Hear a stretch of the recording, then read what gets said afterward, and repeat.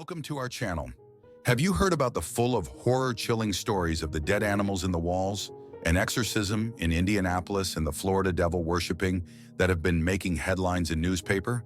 If not, don't worry, I'll fill you in. Let's dive into the video. Firstly, we will unravel the story of a dead animals in the walls that has captivated the world with its chilling presence. When the Bretsuis family decided to insulate their home in Auburn, Pennsylvania in 2015, they discovered that it had already been with scores of dead animal carcasses. As Fox reported, the dead animals were wrapped in newspapers from the 1930s and 40s and were among half-used spices and other items. After removing the items, they sent hundreds of artifacts and carcasses to an expert in Kutztown. The expert attributed the rotting animals in their walls to powwow or Dutch magic, a ritual originating in the culture of the Pennsylvania Dutch to treat ailments and gain physical and spiritual protection. Pennsylvania Dutch were a group of German-speaking settlers to Pennsylvania in the 1600s and 1700s, and are often of Lutheran, Mennonite, or Amish faiths. The Washington Post notes on the magic.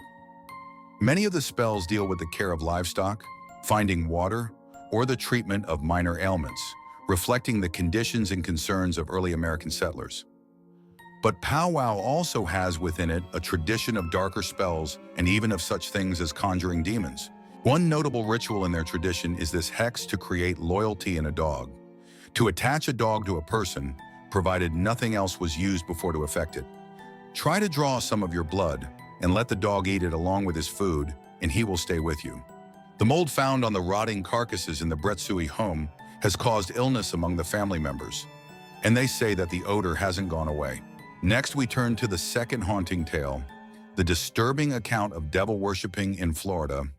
Friends noticed that Danielle Harkins, a 35-year-old school teacher near St. Petersburg, Florida, started acting strangely in June of 2012, developing an interest in demonic rituals.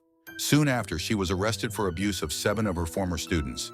As the Tampa Bay Times reported, Danielle Harkins told the kids they needed to rid their bodies of demons as the group gathered before dusk Saturday around a small fire near the St. Petersburg Pier. They should cut their skin to let the evil spirits out, police said she told the children.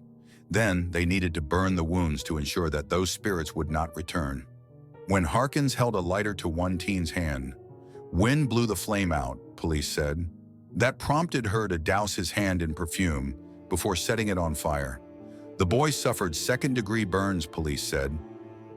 Another teen was cut on the neck with a broken bottle, police said.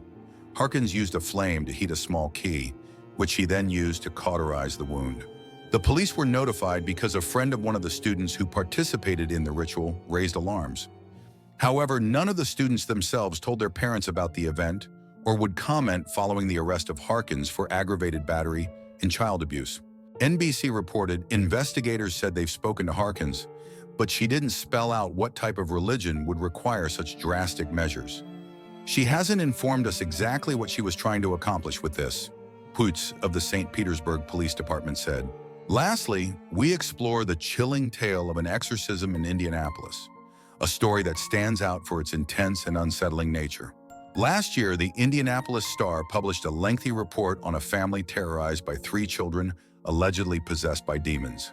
The account of Latoya Ammons and her family tells disturbing stories of children climbing up the walls, getting thrown across rooms, and children threatening doctors in deep, unnatural voices.